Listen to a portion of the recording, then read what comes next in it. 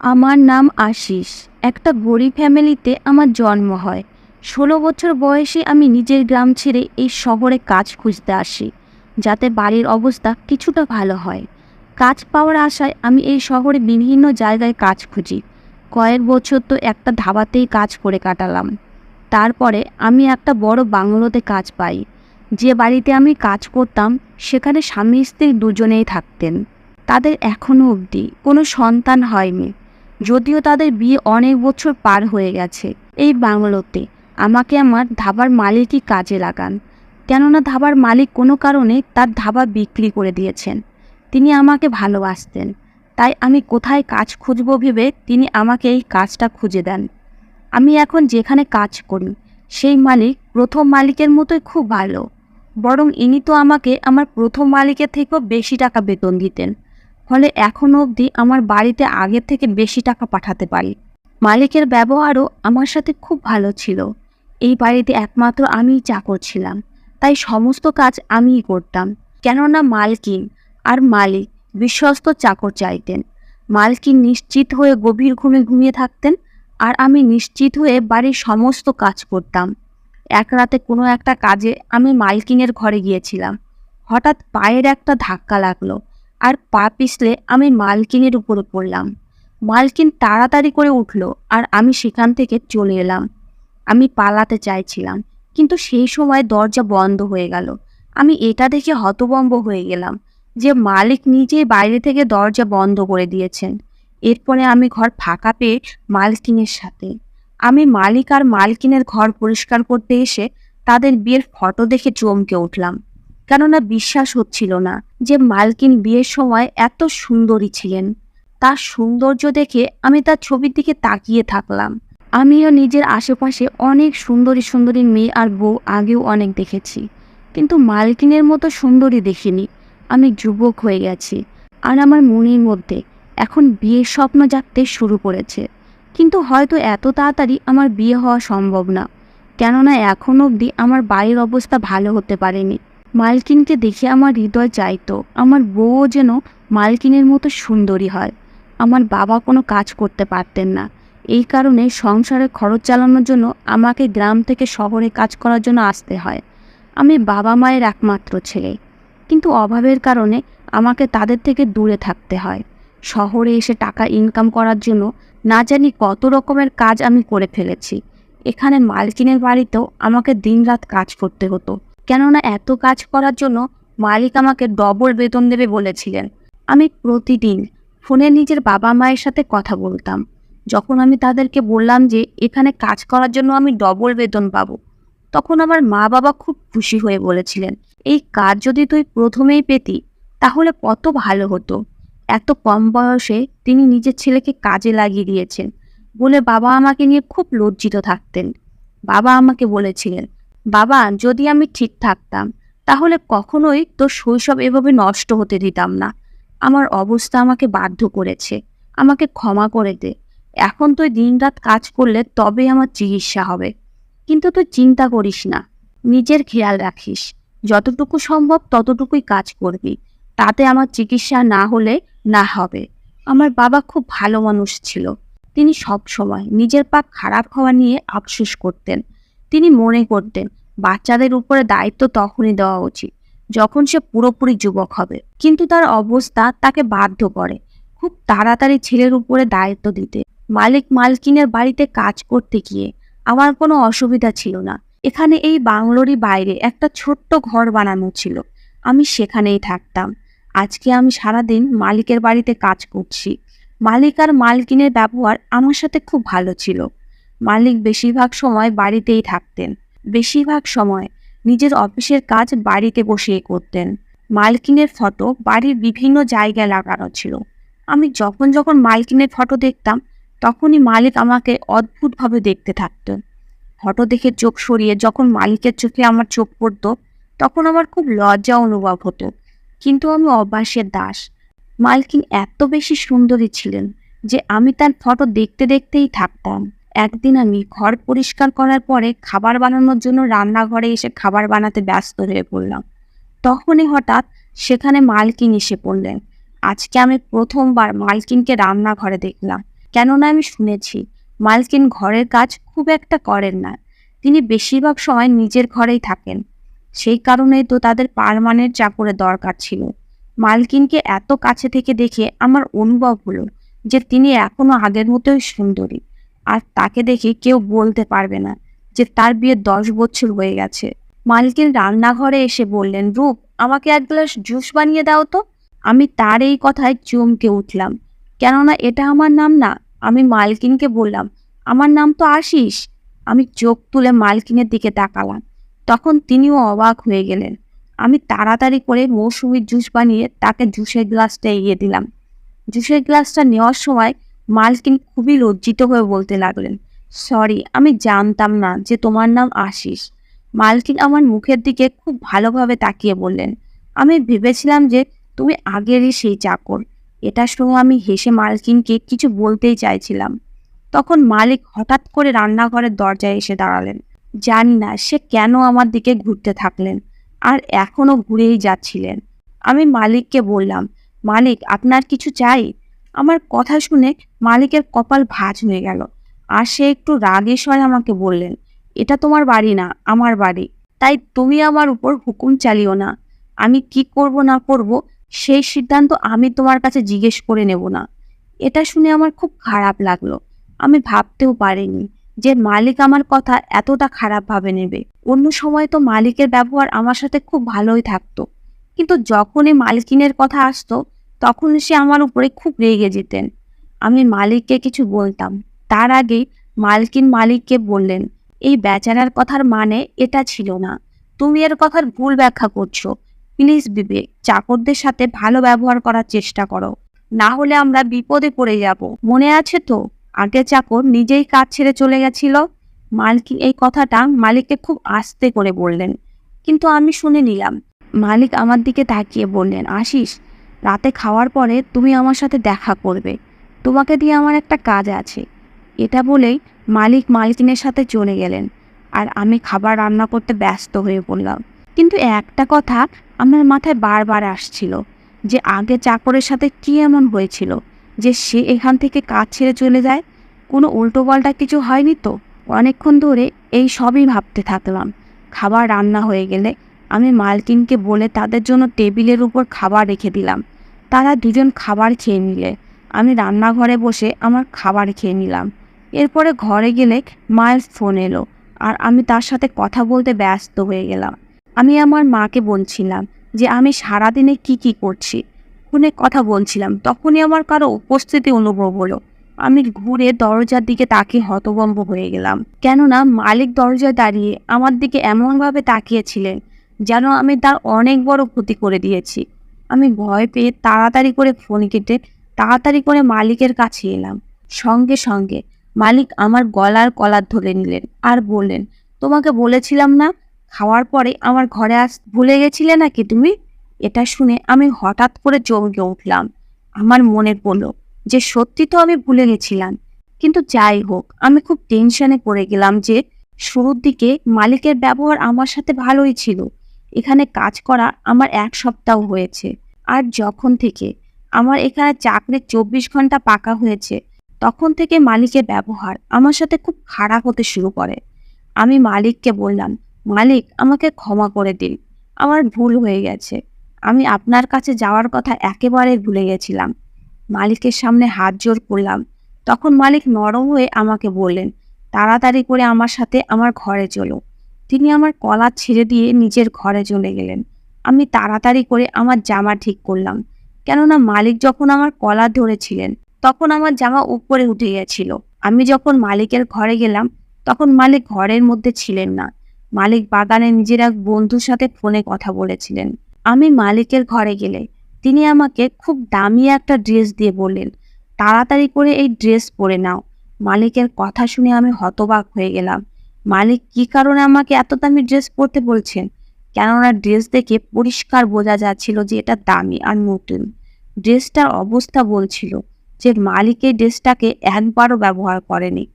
আমি বললাম, এর মানে কি মালিক? মালিক আমার দিকে তাকিয়ে ইশারা করলো, তাড়াতাড়ি করে এই ড্রেসটা পরো।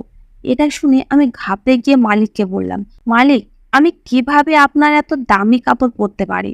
মালিক তাড়াতাড়ি করে নিজের হাত এগিয়ে এনে আমার জামার বোতাম খুলতে খুলতে বলতে লাগলেন, কারণ আজকে তোমার বাসর রাত হবে, তোমাকে বয়সে যেই নিজের নববধূর ঘরে যেতে হবে।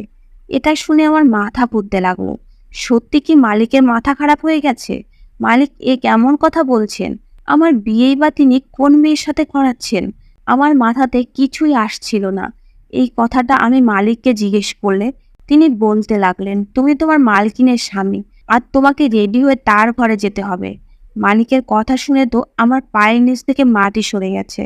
আমার মনে হচ্ছিল এখান থেকে পালিয়ে যাই, কিন্তু এক রাতে আমি কোথায় যাব? এভাবে চাকরি ছেড়ে আমি এখান থেকে পালিয়ে যেতে পারবো না, আর রাতেই এই সময় নিজের বাড়িতেও যেতে পারবো না, কেননা আমার বাড়ি এখান থেকে অনেক দূরে। আর এভাবে যদি হঠাৎ আমি এখান থেকে পালিয়ে যাই, তাহলে আমার বুড়ো বাবা মা ভাববে যে আমি চাকরি ছেড়ে বাড়িতে চলে এসেছি। তারা আমাকে নিয়ে চিন্তায় পড়ে যাবেন। নিজের বাবা মাকে অসুবিধায় ফেলার থেকে ভালো হবে আমি নিজে এই প্রবলেমকে হ্যান্ডেল করে নিই। তাই বাধ্য হয়ে মালিকের কাপড় পরে নিলাম। এরপরে মালিক নিজের হাতে করে আমার চুলের স্টাইল তার নিজের মতো করলো, আর আমার উপরে একটা নতুন পারফিউম ছিটিয়ে দিল, যার গন্ধ গোটা ঘরে ময়ময় করছিল। আমাকে তার সবচেয়ে দামি জুতাও পরিয়ে দিল। আমাকে এতটা বেশি স্মার্ট লাগছিল যে আমি নিজেই নিজেকে চিনতে পারছিলাম না। আমি মনে মনে ভাবতে লাগলাম যে আমি যখন আমার বিয়েতে বর সাজবো, তখনও নিশ্চয় এরকম সুন্দর দেখাবে। কিন্তু আমার হবু বউয়ের কথা আমার হঠাৎ মালকিনের কথা মনে পড়লো, আর আমি চিন্তায় পড়ে গেলাম। কেননা এখন এই অবস্থায় আমাকে মালকিনের ঘরে যেতে হবে, কারণ মালিক আমার উপরে চাপ দিচ্ছিলেন। যদি আমি এরকম না করি, তাহলে মালিক আমাকে চাকরি থেকে বের করে দেবেন, আর এই সময় চাকরি ছাড়া আমার জন্য খুবই সমস্যাজনক। এই সমস্যা থেকে বের হওয়ার রাস্তা ভেবে ভেবে আমি ক্লান্ত হয়ে গেলাম।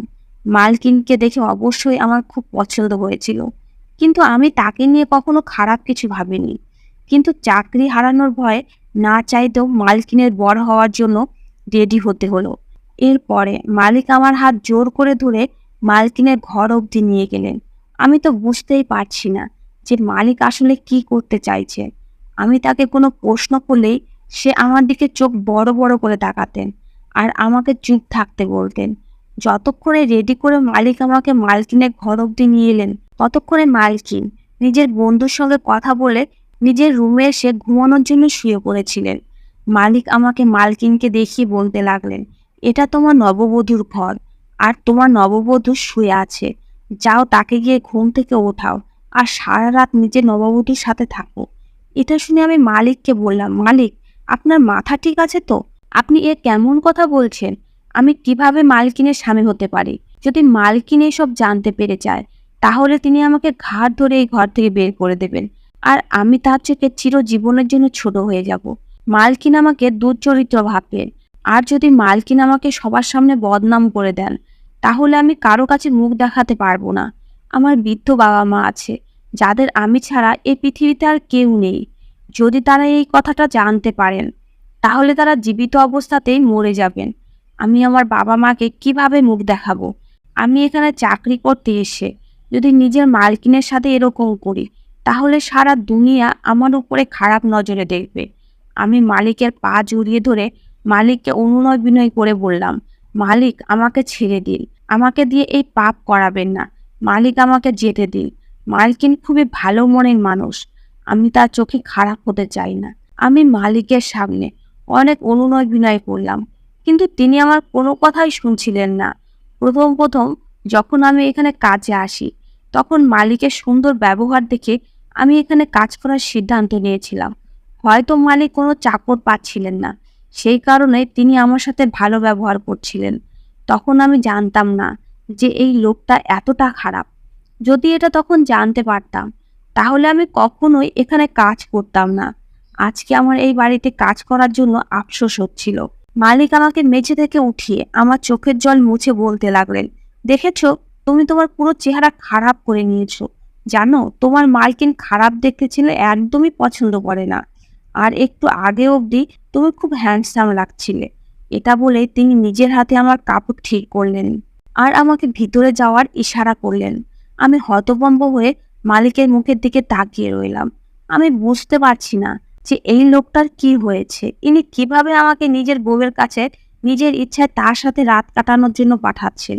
এরকম মানুষ তো আমি আমার জীবনে কোথাও দেখিনি। তাহলে এই লোকটা কেন এরকম করছেন? কেউ কিভাবে নিজের চাকরকে নিজের বউয়ের ঘরে পাঠাতে পারে? আমি দাঁড়িয়ে দাঁড়িয়ে এই সব কিছু ভাবছিলাম।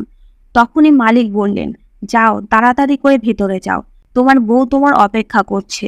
যদি তুমি তোমার বউয়ের সাথে সারা রাত কাটাও তাহলে সকালে তোমাকে একটা পুরস্কার দেব। মালিক ভালোভাবেই জানতেন যে আমি গরিব চাকর, তাই হয়তো তিনি আমাকে টাকার লোভ দেখাচ্ছিলেন, যে আমি হয়তো লোভে পড়ে তার বউয়ের স্বামী হওয়ার জন্য রাজি হয়ে যাব। কিন্তু আমার টাকা পয়সার লোভ একদমই ছিল না। তাই আমি মালিককে বললাম, আমাকে টাকা পয়সার লোভ দেবেন না। আমার কাছে টাকা পয়সা থেকে একজন মহিলা সম্মান অনেক বেশি দামি। আপনি আমাকে যেরকম ভাবছেন আমি একদমই সেরকম না। আমি মহিলাদেরকে খুব সম্মান করি। আমি কখনো মেয়েদের দিকে চোখ উঠিয়েও দেখি না অবধি। এটা শুনে মালিক রেগে গেলেন আর তিনি আমার কানের কাছে মুখ নিয়ে বললেন, তাহলে তুমি রেডি হয়ে যাও। আজকে আর এখনই আমি তোমাকে ঘাট ধাক্কা দিয়ে এখান থেকে বের করে দেব। যদি তুমি নিজের চাকরি না হারাতে চাও তাহলে তোমাকে ঘরে যেতেই হবে। এটা বলেই মালিক ঘরের দরজা খুলে আমাকে ধাক্কা দিয়ে ভেতরে ঠেলে দিলেন। আমি সোজা গিয়ে বিছানার উপরে ঘুমন্ত মালকিনের উপরে গিয়ে পড়লাম। মালিক আমাকে এত জোরে ধাক্কা দিয়েছিলেন যে আমি নিজেকে সামলাতে পারিনি। কেননা মালিক জিম করতেন আর আমি একটা সাধারণ ছেলে। যতক্ষণে আমি নিজেকে সামলাতাম ততক্ষণে দেরি হয়ে গেছিল। মালকিনের উপর থেকে সঙ্গে সঙ্গে উঠে সোজা দৌড়ে দরজার দিকে গেলাম। ততক্ষণে মালিক বাইরে থেকে দরজা বন্ধ করে দিলেন।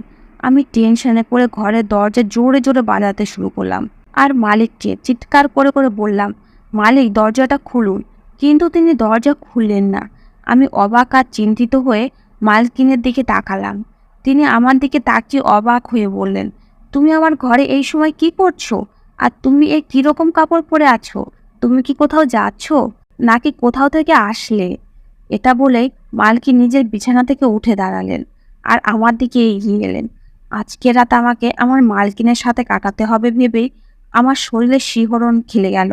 আমি মালকিনকে বললাম, প্লিজ মালকিন আমাকে ক্ষমা করে দিন। বলেই আমি দরজার সাথে লেপ্টে দাঁড়িয়ে গেলাম। আমার খুব ভয় করছিল যে রাতে এই সময়ে আমি একজন মহিলার ঘরে বন্ধ হয়ে আছি। মালকিন আমার উপরে যে কোনো ধরনের অভিযোগ করতে পারতেন। পুরুষ যতই ভালো আর সৎ হোক না কেন, কোনো মহিলা তার উপরে মিথ্যা অভিযোগ লাগাতে সময় লাগে না। আর মানুষও সেই মিথ্যা অভিযোগকে সত্যি বলে মেনে নেয়।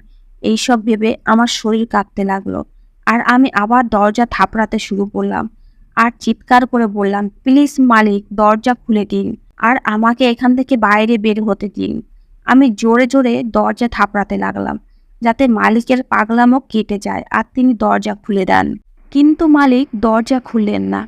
দরজা থাপড়াতে থাপড়াতে আমি ক্লান্ত হয়ে গেলাম। এদিকে আমার হাতও ব্যথা হয়ে গেছিল। মালকিন চুপচাপ এক সাইডে দাঁড়িয়েছিলেন। আমি লক্ষ্য করলাম যে তার চোখে জল। কিছু সময় পরে মালকিন আমার দিকে এগিয়ে আসতে শুরু করলেন আর আমি তাড়াতাড়ি করে হাত জোর করে বললাম, মালকিন আপনি আমার কাছে আসবেন না। এবার তো আমি কান্না করে দিলাম, কেননা আমি চাইতাম না মালকিন আমার কাছে এসে আমার সাথে কিছু করুক। আমি আমার মুখ নিজের হাতের মধ্যে লুকিয়ে নিলাম।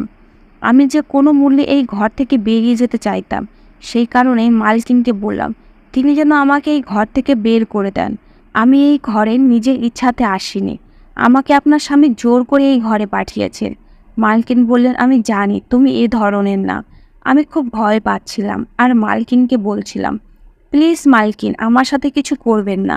মালকিন আমার কাছে এলেন আর আমাকে সান্ত্বনা দিয়ে বলতে লাগলেন, ভয় পেও না। কিন্তু মালকিন আমার কাছে এসে পড়েছেন। আমি বুঝতে পারছি না যে আমি কি করব। আমি ভয় পাচ্ছিলাম যে মালকিনও আমাকে মালিকের মতো ফাঁসিয়ে না দেন। মালকিন আমাকে ছোঁয়ার চেষ্টা করছিলেন। আমি তাড়াতাড়ি করে মালকিনের থেকে পিছনে এসে তাকে বললাম, প্লিজ মালকিন আমাকে এরকম ভাববেন না। এটা শুনে মালকিন নিজের হাত থামিয়ে নিলেন আর আমাকে বললেন, ব্যাস আমি তোমাকে সান্ত্বনা দেওয়ার জন্য তোমার কাছে আসতে চাইছিলাম। আমি জানি তোমার মালিক সকালবেলার আগে এই দরজা খুলবেন না, তাই তোমাকে শান্ত হয়ে কাজ করতে হবে। তার আগে নিজের চেহারা ঠিক করো। মালকিনের কথা শুনে আমি তাড়াতাড়ি করে নিজের চেহারা ঠিক করলাম আর মালকিনকে বললাম, আপনি আমার চেহারা নিয়ে চিন্তা করবেন না। আপনি শুধু একবার মালিককে বলুন তিনি যেন দরজা খুলে দেন। আমি নিজের জিনিসপত্র গুছিয়ে এখান থেকে চলে যাব, আর কাল থেকে এখানে কাজেও আসবো না। আমি গরিব মানুষ, তাই কোনো ঝামেলায় জড়াতে চাই না। আমি চাই না যে আমার বাবা মাকে আমার জন্য লজ্জিত হতে হয়। এটা শুনে মালকিন বলেন, কিন্তু সে সকালের আগে দরজা খুলবে না। আমি আমার স্বামীকে খুব ভালোভাবেই জানি। এটা বলেই মালকিন সোফার দিকে এগিয়ে গেলেন। আমি ভয়ে ভয়ে তাকে বললাম, এটা আপনি কেমন কথা বলছেন মালকিন? আমি এই কাপড় নিজের ইচ্ছায় আপনার জন্য পরে আসিনি। এটা তো মালিক আমার সাথে জবরদস্তি করে পরিয়ে দিয়েছে। মালকিন বলেন, এটা আমি জানি, কিন্তু তুমি সারা রাত এভাবে বসে থাকলে ক্লান্ত হয়ে যাবে। তুমি বিছানাতে গিয়ে শুয়ে পড়ো, আমি সোফাতে ঘুমিয়ে যাব। মালকিন আমার দিকে করুণ চোখে তাকালেন। আমি তাকে বললাম, আপনি এটা কিরকম কথা বলছেন মালকিন? কিন্তু মালকিন ততক্ষণে সোফার উপরে শুয়ে ঘুমানোর জন্য নিজের চোখ বন্ধ করে নিয়েছিলেন। তিনি এরকম কেন করছিলেন আমি তার কিছুই ভেবেই পাচ্ছিলাম না। হয়তো তিনি নিজের চোখ বন্ধ করে ঘুমানোর ঢং করছেন। আমি এখনো মেঝেতে বসে আর সেখানে বসে বসে ভাবছিলাম, যদি কোনো মহিলার ঘরে কোনো পুরুষ হঠাৎ করে ঢুকে পড়ে তাহলে সে ঘাবড়িয়ে যায়, কিন্তু মালকিনের চেহারাতে আমি কোনো প্রকার ঘাবড়ানোর চিহ্ন দেখতে পেলাম না। ব্যাস, শুধু একটা আফসোস ছিল, সেটা আমার চোখে ধরা পড়ল। কিন্তু এখন সেই আফসোসও বোধহয় শেষ হয়ে গেছে, কেননা মালকিন সোফার উপরে শুয়ে গভীর ঘুমে ঘুমিয়ে আছেন, আর পুরো বিছানা আমার জন্য ছেড়ে দিয়েছেন। সারা রাত এসব ভাবতে মেঝেতে বসেই জেগে থেকে পার করে দিলাম। সকালের দিকে আমার কিছুটা তন্দ্রা ভাব এসেছিল, কিন্তু যখনই দরজা খোলার আওয়াজ শুনতে পেলাম, আমি তাড়াতাড়ি দরজার দিকে হাঁটতে হাঁটতে এগিয়ে গেলাম। কিন্তু তার আগে মালিক ভিতরে চলে এলেন আর আমার দিকে দেখতে লাগলেন। আমাকে গভীরভাবে দেখার পরে তিনি ঘুমন্ত মালকিনের কাছে গেলেন আর তাকে ঘুম থেকে জাগিয়ে বলতে লাগলেন, ওঠো পপি, অনেক বেলা হয়ে গেছে। আর এই চাকর তোমার ঘরে কি করছে? এটা শুনে মালকিন ধড়পড় করে উঠে বসলেন। তখনই মালিক মালকিনের হাত ধরে তাকে সাইডে নিয়ে না জানি তার সঙ্গে কি কথা বলতে লাগলেন। হয়তো তিনি আমার ব্যাপারেই কথা বলছিলেন, যেটা শুনে মালকিনের মুখের রং ফ্যাকাশে হয়ে গেল। এটা থেকে আমি চমকে উঠলাম, কিন্তু দরজা খোলা ছিল, তাই আমি তাড়াতাড়ি করে বাইরে যেতে লাগলাম। তখনই মালিক আমাকে বললেন, দাঁড়াও, আমাকে কিছু একটা চেক করতে হবে, আর তুমি তাড়াতাড়ি করে মালকিনের জন্য নাস্তা বানিয়ে নিয়ে এসো। এটা শুনে আমি তাড়াতাড়ি করে কাপড় চেঞ্জ করে ঘর থেকে বেরিয়ে নিলাম। আমি মনে মনে সিদ্ধান্ত নিয়ে নিলাম যে আমি এখান থেকে চলে যাব। সারা রাত মালকিনের ঘরে জেগেছিলাম, এই কারণে খুব বেশি ক্লান্ত ছিলাম। আমি তাড়াতাড়ি করে রান্নাঘরে গিয়ে নাস্তা বানালাম। এরপরে নাস্তা নিয়ে ঘরে গেলাম। আমি ভেবে রেখেছি যে আজকে সন্ধ্যা হতে হতে আমি নিজের গ্রামের জন্য বেরিয়ে পড়ব। আমি টেবিলের উপর নাস্তা রেখে দিলাম। মালিক আমাকে খুব ভালোভাবে দেখছিলেন, কিন্তু আমি চুপচাপ সেখানেই দাঁড়িয়ে থেকে মালিকের সাথে কথা বলার সুযোগ খুঁজতে লাগলাম। কিছুক্ষণ পরে সুযোগ পেয়ে মালিককে বললাম যে, মালিক, আজকে বিকেলবেলা আমি এখান থেকে চলে যাব। মালিক আমার কথা শুনে হতবাক হয়ে গেলেন। তারপর বললেন, তোমার মনে আছে তো যখন তুমি প্রথম দিন আমাদের এখানে কাজ করতে এসেছিলে, সেদিন আমি তোমাকে 50,000 টাকা অ্যাডভান্স দিয়েছিলাম।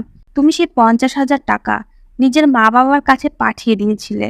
যদি তুমি এখান থেকে কাজ ছেড়ে যেতে চাও, তাহলে সেই 50,000 টাকা আমাকে দিয়ে তুমি বিকেলে কেন চাইলে? তুমি এখনই যেতে পারো। মালিকের কথা শুনে আমি হতবাক হয়ে গেলাম। তার মানে তিনি আমাকে ব্ল্যাকমেল করার জন্য টাকা দিয়েছিলেন। মালিক আমাকে চিন্তিত দেখে বলতে লাগলেন, আজকে রাতে আবার তোমাকে মালকিনের ঘরে যেতে হবে।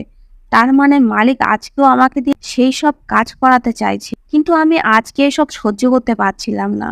আমি মালিকের সামনে হাত জোর করে বললাম, মালিক, আমাকে ক্ষমা করে দিন। আমি মালকিনের সাথে এসব করতে চাই না। মালিক আমার হাত ধরে বলতে লাগলেন, আমি যেরকম বলছি সেরকম করবে, না হলে টাকার ব্যবস্থা করে তুমি এখান থেকে যেতে পারো। এটা শুনে আমি আবারও চিন্তায় পড়ে গেলাম। রাত হলে মালিক আবার আমাকে নিজের নতুন কাপড় পরার জন্য দিলেন আর বললেন, এই কাপড়ে তোমার মালকিন আমাকে খুব পছন্দ করে। আজকে রাতে ও তোমার এই কাপড়ে দেখলে ও পাগল হয়ে যাবে, আর তুমি নিজের কাজে সফল হতে পারবে। আমি মালিকের কথা শুনে কিছুই বুঝলাম না। চুপচাপ কাপড় চেঞ্জ করার জন্য বাথরুমে চলে গেলাম।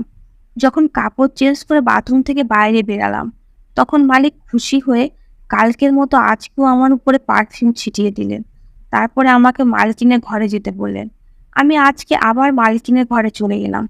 আজকে মালকিন জেগেছিলেন কিনা জানি না, কেননা আজকে আমার মধ্যে একটু হিম্মত ছিল না। আমি চুপচাপ মেঝেতে বসে নিজের মাথা নিচু করে নিলাম। আমি যখন ঘরের মধ্যে ঢুকছিলাম তখন মালিক আমার কানে কানে বলছিলেন, কালকে তো তুমি নিজের কন্ট্রোলে ছিলে, কিন্তু আজকে তুমি নিজের কন্ট্রোলে থাকবে না। কেননা যে পারফিউম আমি তোমার উপরে লাগিয়ে দিয়েছি, এটা কালকে সেই পারফিউম নয়।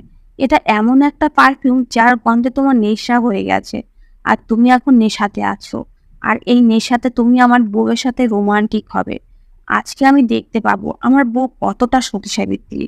আমি ঘরে বসেছিলাম, আর আমার কানে মালিকের আওয়াজ ঘুরে ফিরে আসছিল যে এই কাপড় তোমার মালকিনের খুব পছন্দের, আর আজকে রাতে ও তোমার এই কাপড়ে দেখে নিজের উপর কন্ট্রোল হারিয়ে তোমার মধ্যে ডুবে যাবে। হঠাৎ মালকিন উঠে আমার দিকে দেখলো। আমি মালকিনের সামনে মাথা নিচু করে বসে রইলাম। মালকিন অনেক রাত অবধি আমাকে দেখতে থাকলেন, তারপরে সোফাতে গিয়ে শুয়ে পড়লেন। আর আমিও না জানি কখন ঘুমিয়ে পড়েছিলাম। সকালে যখন আমার চোখ খুললো তখন মালকিন সোফাতেই ঘুমিয়েছিল। আর নিজেকে যখন আমি বিছানার উপরে দেখলাম তখন লাফ দিয়ে উঠে দরজার কাছে গেলাম। প্রথমে দরজা খোলার চেষ্টা করলাম, কিন্তু দরজা খুললো না। সকাল হয়ে গেছে, আর আমার নেশাও অনেকটা কেটে গেছে। আমি খুব টেনশনে পড়ে জোরে জোরে দরজা ধাক্কাতে লাগলাম। মালকিন দরজার আওয়াজে উঠে পড়লেন। তখনই মালিক দরজা খুলে দিলেন, আর আমি তাড়াতাড়ি করে বাইরে বেরিয়ে এলাম। মালিক আমার দিকে তাকিয়ে হাসতে লাগলেন, কিন্তু আমি তার হাসি থেকে ধ্যান দিলাম না। আজকেও আমি মালকিনের সম্মান বাঁচাতে সফল হয়েছি, আর এটাই আমার জন্য সবচেয়ে জরুরি ছিল। আমি তাড়াতাড়ি করে বাথরুমে ঢুকে সবার প্রথমে কাপড় চেঞ্জ, নিজের কাপড় পরে রান্নাঘরে এসে নাস্তা বানাতে লাগলাম। আমি ভেবে নিয়েছি যে আজকে মালিককে ফাঁকা পেলে আমি তার কাছে গিয়ে এই ব্যাপারে কথা বলবো, আর তাকে বলবো আমি এই চাকরি করব না, প্লিজ আমাকে এখান থেকে যেতে দিন। আমি কোনো বড় ঝামেলায় পড়তে চাই না। তখনই হঠাৎ মালকিনের ঘর থেকে জোরে জোরে চিৎকারের আওয়াজ আসতে লাগলো। মালকিন মালিকের সাথে ঝগড়া করছিলেন। তাদের চিৎকারের আওয়াজ শুনে আমি মালকিনের ঘরের দিকে গেলাম। খোলা দরজা দিয়ে আমি মালিক এবং মালকিনকে ঝগড়া করতে দেখলাম। আমি তাদের দুজনের কথা শুনে নিলাম। মালকিন মালিককে বলছিলেন, তুমি তো প্রত্যেকটা চাকরের সাথে এরকম ব্যবহার করেছো। এ তো আমার কপাল যে কোনো চাকরি আমার সাথে খারাপ কিছু করেনি, না হলে তো না জানি আমি কতবার আমার ইজ্জত খুইয়ে ফেলতাম। চাকরেরা তোমার এইরকম ব্যবহার দেখে বাড়ি থেকে পালিয়ে যায়, কিন্তু তুমি নিজেকে শুধরাও না। মালকিন গ্লাসে করে জল নিয়ে মালিককে বললেন, এক্ষুনি এই ওষুধ খেয়ে নাও। মালিক ওষুধ খেতে চাইছিলেন না, কিন্তু মালকিন জোর জবরদস্তি করে তাকে ওষুধ খাইয়ে দিলেন। এরপরে মালিকের মাথা ঘুরতে লাগলেন, আর মালকিন তাকে ধরে বিছানায় শুইয়ে দিলেন। এরপরে মালিক ঘুমিয়ে পড়লেন। এটা দেখে আমি মালকিনের ঘরের মধ্যে চলে গেলাম। মালকিন আমাকে দেখে বলতে লাগলেন, তোমাকে কিছু কথা বলতে চাই, কিন্তু তার আগে তুমি আমাদের দুজনের জন্য চা বানিয়ে নিয়ে এসো। এসব দেখে আমার মাথা পুরো ঘুরে গেছিল। তখনই মালকিন বলতে লাগলেন, শুনতে পাওনি তোমাকে 2 কাপ চা বানিয়ে নিয়ে আসতে বললাম? দুজন বসে চা খেতে খেতে কথা বলবো। আমি মালকিনের কোনো প্রশ্ন না করে তাড়াতাড়ি করে চা বানিয়ে নিয়ে মালকিনের সামনে রেখে দিলাম। মালকিন আমাকে বসতে বললেন, আমি বসে পড়লাম। মালকিন বললেন, চা খাও। আমি সামনে বসে মাথা নিচু করে চা খেতে লাগলাম। তখন মালকিন আমাকে তার কাহিনী বলতে শুরু করলেন। মালকিন বললেন, তুমি হয়তো ভাবছো যে এ কিরকম লোক যে নিজের বউকে চাকরের হাতে ছেড়ে দিতে চায়। এই লোকটা অবশ্যই আমার স্বামী, কিন্তু 2 বছর আগে আমার স্বামীর অ্যাক্সিডেন্ট হয়, যার কারণে তার স্মৃতি চলে যায়। আমার স্বামী আমাকে পাগলের মতো ভালোবাসতো। আমার স্বামী আমাকে অন্য কোনো ছেলের সাথে দেখলে সহ্য করতে পারতো না। আগে থেকে ও আমাকে নিয়ে ফালতু সন্দেহ করতো। যেদিন আমার স্বামী অ্যাক্সিডেন্ট হয় সেদিন আমি আমার এক বন্ধুর সাথে করে তাকে হাসপাতালে নিয়ে গিয়েছিলাম, কেননা আমার নিজের বলতে এই দুনিয়াতে কেউ নেই। আমার স্বামী যখন জ্ঞান ফিরল তখন তার পাগলের মতো অবস্থা। তার উপরেও আমাকে আমার বন্ধুর সাথে দেখতে পায়। চিকিৎসার কারণে ধীরে ধীরে আমার স্বামী ঠিক তো হয়ে গেল, কিন্তু ওর মধ্যে এখনো পাগলের মতো কিছু জিনিস থেকে গেছিল। আর এই কারণে ও বাড়িতে আসা প্রতিটা পুরুষকে নিয়ে আমাকে সন্দেহ করে। ও মনে করে আমি যে কোনো পুরুষের সাথে আরামে অ্যাডজাস্ট করে নেই। এই বাড়িতে অনেক চাকর এসেছে যাদেরকে ও জবরদস্তি ভয় দেখিয়ে ধমকিয়ে আমার ঘরের মধ্যে ঢুকিয়ে দিত। আর ও এটা প্রমাণ করতে চাইতো যে আমি যে কোনো পুরুষের সাথে সম্পর্ক তৈরি করতে পারি। এই সব কিছুই আমার স্বামীর অসুখের একটা পার্ট। এমনিতে আমার স্বামী খুব ভালো মানুষ, তার মধ্যে খারাপ কিছুই নেই, কিন্তু ওর সন্দেহ করার রোগ ওর মধ্যে থেকে গেছে। মালকিনের কথা শুনে আমি অবাক হয়ে গেলাম, আর বুঝলাম আমার মালিক মস্তিষ্কে অসুখে অসুস্থ ছিলেন। আর আমি তাকে ভুল বুঝেছিলাম। এরপরে মালকিন আমাকে বলেন, তোমাকে তোমার মালিকের ভালোভাবে খেয়াল রাখতে হবে, তাকে টাইম মতো ওষুধ খাওয়াতে হবে। আজ পর্যন্ত আমি এই সত্যিটা কাউকে বলিনি, কেননা যারাই এখানে কাজ করতে এসেছে তারা সবাই আমার সুযোগ নেওয়ার চেষ্টা করেছিল, আর আমি তাদেরকে মেরে ধরে ভাগিয়ে দিতাম। যদি সেই রাত তুমিও আমার সাথে কিছু করার চেষ্টা করতে, তাহলে আমিও তোমাকে মেরে ধরে পরের দিন কাজ থেকে ছাড়িয়ে তোমাকে বাড়িতে পাঠিয়ে দিতাম। সব পুরুষই মহিলাদের অসহায়ত্বের সুযোগ নিতে ছাড়ে না, কিন্তু তুমি এরকম একদমই না। মালকিন আমাকে বললেন, তোমার মালিকের লাগাতার 1 বছর ঠিকমতো চিকিৎসা করালে সে একদম ঠিক হয়ে যাবে। আমারও টাকার দরকার ছিল, তাই আমি না করলাম না, আর মালিককে ঠিক করার সিদ্ধান্ত নিয়ে নিলাম। আমি মালিকের কথা মতো প্রতি রাতে মালকিনের ঘরে চলে যেতাম, আর এভাবেই আমি মালিক নিজের কথা ভুলিয়ে তাকে ওষুধ খাওয়াতে লাগলাম, কেননা মালিক ওষুধ খেতে চাইতেন না। ধীরে ধীরে মালিকের অবস্থা ভালো হতে শুরু করেছে।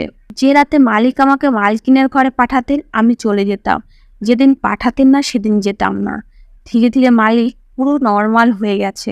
কখনো কখনো মানুষের মনে সন্দেহ থাকে, সেটা মাথা খারাপ হওয়ার পরেও মনের মধ্যে সেই কথা থেকে যায়। আর এটাই আমার মালিকের সাথে হয়েছিল। তিনি মালকিনকে পাগলের মতো ভালোবাসতেন, আর তিনি চাইতেন তার স্ত্রী যেন তাকে ছাড়া অন্য কারোর দিকে না তাকায়। এই কারণে অ্যাক্সিডেন্টের পরে মালকিনকে তার বন্ধুর সাথে দেখে মালিকের মনে এই সন্দেহটা ঢুকে যায়। তাই তিনি মালকিনকে ভুল প্রমাণ করার সিদ্ধান্ত নিয়ে নেন। মালিকের স্বাস্থ্য এখন দিন দিন ভালো হতে লাগলো। মালকিন আমার প্রতি কৃতজ্ঞ ছিলেন। এখন এই বাংলোতে আমার চাকরি করা অনেক বছর হয়ে গেছে। এখন মালিক একদম ঠিক হয়ে গেছেন। মালিক আর মালকিন আমার উপরে খুব বিশ্বাস করেন, আর তারা আমার সাথে সাথে আমার ফ্যামিলিরও অনেক সাহায্য করেছেন। এখন তো আমার বিয়েও হয়ে গেছে। আমার বিয়ে মালিক ও মালকিন একটা গরিব মেয়ে দেখে দিয়ে দেন। আমরা স্বামী স্ত্রী দুজনে মিলে মালিক আর মালকিনের বাংলোতে কাজ করি। আমি এখন খুব খুশি, আর হয়তো আমার খুশি থাকার কারণ আমার চরিত্র, কেননা আমার চরিত্র কখনোই মালকিনের প্রতি খারাপ হয়নি। এই কারণে মালিকও ঠিক হতে পেরেছে, আর মালকিনের সাথেও খারাপ কিছু হয়নি। ধন্যবাদ বন্ধুরা।